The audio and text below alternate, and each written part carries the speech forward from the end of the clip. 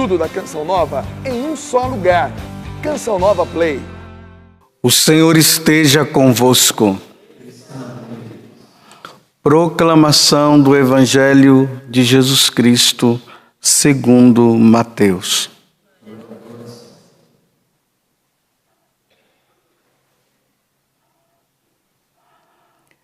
Enquanto Jesus estava falando, um chefe aproximou-se, inclinou-se profundamente diante dele e disse: Minha filha acaba de morrer, mas vem, impõe tua mão sobre ela e ela viverá.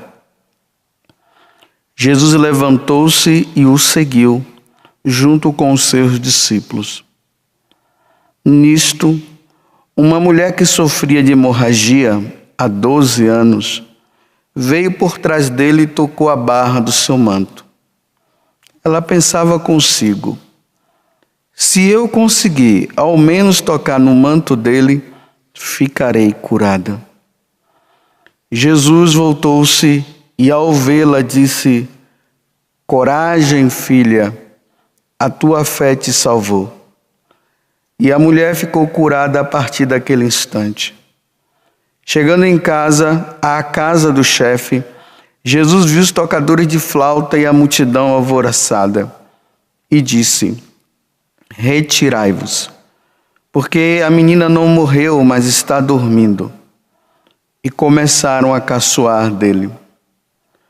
Quando a multidão foi afastada, Jesus entrou, tomou a menina pela mão e ela se levantou.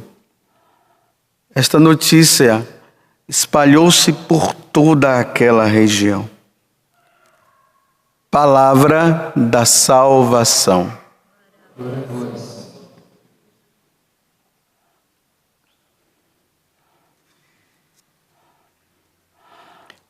Essas duas situações, narradas no Evangelho de hoje, elas estão unidas. São dois fatos unidos e que nós vamos ver no decorrer da homilia. E que traz um ensinamento profundo para nós. Para nós que já temos uma caminhada na igreja e também para aqueles que ainda não caminham e que precisam se voltar para Jesus. Então vejam essa senhora, essa mulher que tinha essa hemorragia já há 12 anos. Nos outros evangelistas, Lucas e Marcos, falam que ela já tinha tentado de todas as formas ser curada. Ela já tinha procurado médicos e tudo, mas ela não conseguia essa tal cura dela. Até que ela toma uma atitude. Ela ouviu falar de Jesus, que Jesus estava fazendo um monte de cura. Então ela se dirige para Jesus e diz assim: bem, se eu tocar nele, eu vou ser curada. E ela vai. E ela toca. Os outros evangelistas é que narram, né? Que no meio da multidão Jesus começa a dizer: quem foi que me tocou? Os apóstolos começam a dizer: mas como essa multidão aqui, como é que você pode saber de alguém que está tocando no Senhor? Aí Jesus olha para a mulher. Vejam o que é que ele diz. Ele diz: coragem, filha, a tua fé te salvou. Ora, Jesus deveria ter dito assim para ela: coragem, filha, a tua fé te curou. Não, ele diz: a tua fé te salvou. E aqui mais uma vez eu falo para vocês aquilo que eu falei esses dias. Jesus não veio nos curar de uma enfermidade, simplesmente uma enfermidade física. Ele fez isso para que as pessoas se voltassem para Ele e visse naquele homem Deus, o Deus que veio nos salvar. Na verdade, Jesus ele veio nos salvar. Ele salva aquela mulher, ela agora, diante de Jesus, e diante dessa cura que Jesus fez, que foi completa, Jesus diz para ela: eu te salvo. Para aquelas pessoas que estão longe de Deus e que estão andando no caminho do pecado, e principalmente que vive numa ação de pecado mortal contínua, ela só se salvará se ela se voltar para Jesus.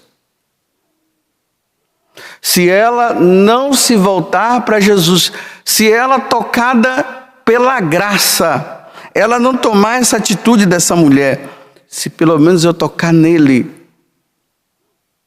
eu serei salvo. Se a pessoa não tomar essa atitude, ela não vai se salvar. Talvez na sua família você tenha pessoas que não têm uma caminhada com Deus, ela não quer saber de Deus de coisa nenhuma, e até faz gozação de você, porque você tem uma caminhada. Você vai precisar, nós vamos precisar, porque na minha família também tem, nós vamos precisar rezar muito e pedir a Deus, nós vamos precisar fazer penitências. O jejum é necessário nesse tempo, para que essa pessoa, ela sendo tocada pela graça de Deus, ela possa tomar a atitude: eu preciso voltar para Jesus. Meus irmãos, se essas pessoas não fizerem isso, elas não se salvarão.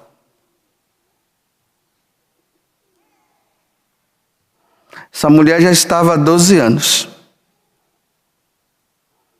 Eu não sei quantos anos faz que essa pessoa da sua casa, ela não se volta para Deus. E está levando uma caminhada aonde ela poderá se desmoronar num grande precipício. E todos os dias Jesus está dando essa chance.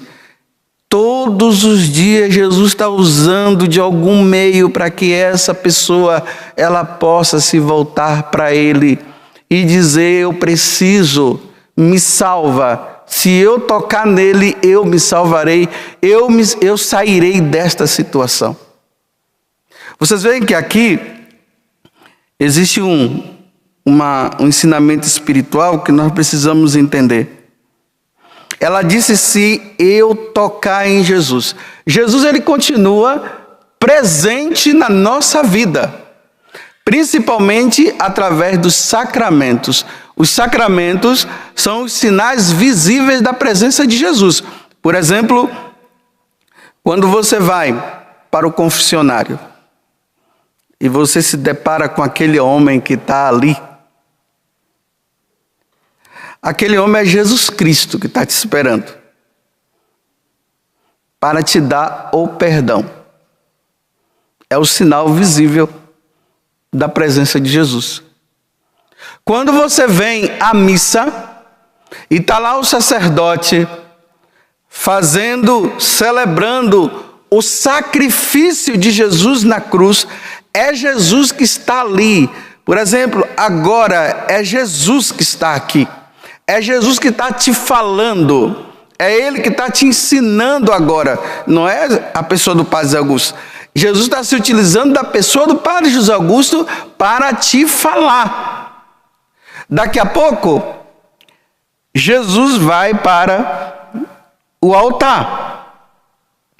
Ali no altar, ele se torna o sacerdote que oferece ele mesmo, na espécie daquele pão e daquele vinho, ele oferece ao Pai, Ele mesmo, para que através da sua morte o homem se salve.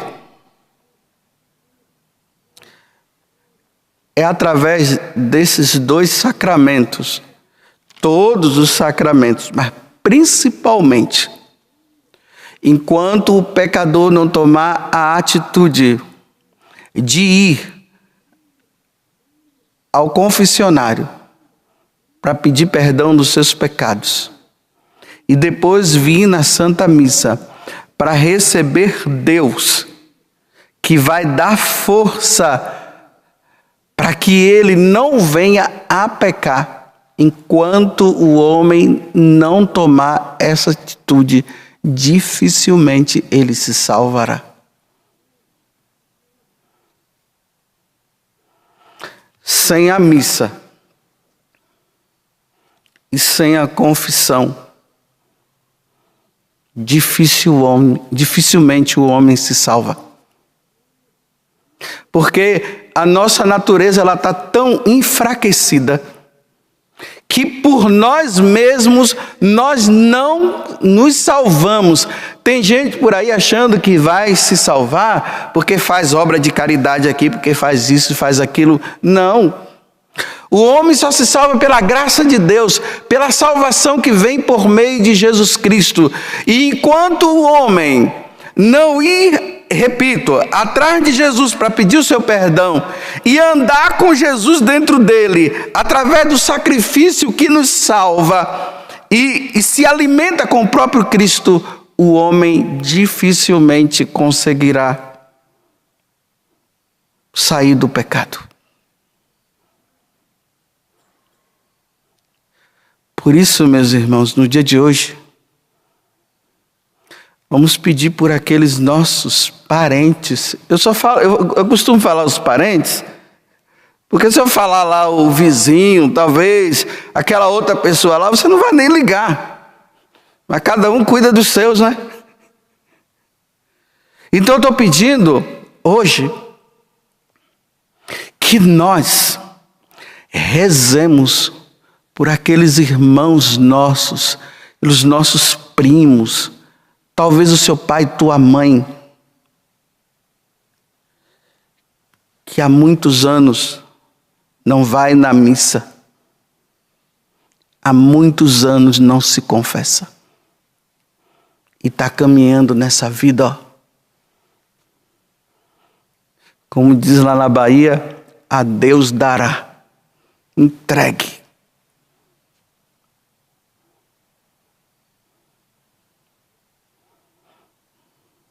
Ao mesmo tempo, agora para nós que já temos uma caminhada com Deus, nós tomemos cuidado, porque Satanás, ele vai fazer o possível e ele não vai se cansar enquanto isso não acontecer, de levar você a sair, a deixar a missa e deixar o sacramento da confissão. Tem pessoas assim, né, que elas vão na missa, tem até o hábito de ir na missa, mas elas não se confessam. É um prato cheio, o diabo está contente com isso. Primeiro que já comunga em pecado mortal, porque o acúmulo de pecado vai se tornando mortal. E a pessoa acaba achando que ela não é pecadora mais. E aquele que não tem pecado, diz São João, não, Jesus que falou para os fariseus, né? Aquele que não tiver pecado, atira a primeira pedra. E na primeira carta de São João diz, aquele que diz não ter pecado, faz de Deus um mentiroso. Porque só quem não teve pecado, Jesus na sua natureza humana, porque ele foi homem, perfeito homem, ele não pecou, e Nossa Senhora, que foi preservada do pecado.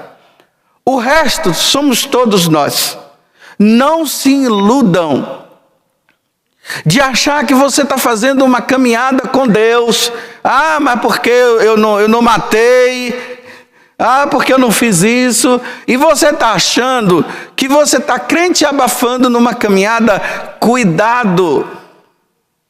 Porque o homem que não se reconhece pecador e não tem o hábito da confissão e, em consequência disso, da comunhão, vai se perder. É interessante que tem pessoas que dizem assim, olha, elas vão na igreja e elas dizem assim, elas estão em situação de pecado, ela sabe que ela está, ela não sai da situação de pecado, ela vai na igreja e ela diz assim, eu não comungo. Como se o fato dela não comungar tivesse preservando ela da situação que ela está, que é de pecado. Você já parou para pensar que você não comunga porque você está em pecado?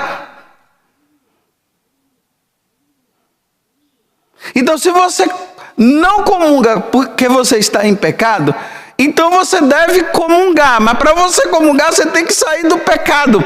Você não sai do pecado e não comunga, e realmente não deve comungar se você estiver em pecado. Mas você não sai nem de uma e nem de outra situação, então você está caminhando para onde? Para o abismo. Você tem que sair desta situação. E a pessoa fica assim, não, mas eu não comungo. Só existem duas condições para a pessoa não comungar. Se ela estiver em estado de pecado mortal e se ela não for batizada na Igreja Católica. Então, se você está dizendo, eu não posso comungar, então você está numa situação difícil diante de Deus. Então você precisa sair da situação. Para você sair da situação, você precisa buscar o confessionário. Você não busca o confessionário, então você vai continuar nessa situação difícil até quando? Você não vai resolver sua vida, não? Você sabia que cada dia que se passa, você está se aproximando da sua morte? E você está disposto a morrer nessa condição? Pense nisso. E aí a confissão e a Santa Missa, que é a Eucaristia, ela vai nos livrar do sono da morte, que foi o que aconteceu com a filha de Jairo. Embora o evangelho aqui não fala que é Jairo, né? Mas nos outros falam. O mestre da sinagoga lá. A Eucaristia, a confissão e a Eucaristia é a única solução para nos tirar do sono da morte. Então Jesus chega lá, manda a menina levantar e a menina sai do sono da morte. Em outras palavras, no dia que nós passarmos por essa vida, vivendo santamente, quando nós fecharmos os olhos para esse mundo, Jesus vai nos levantar para nós vivermos eternamente no céu. Que Deus nos dê a graça da nossa fidelidade. Resolva a tua vida, porque eu preciso resolver a minha também. Tudo da Canção Nova em um só lugar. Canção Nova Play.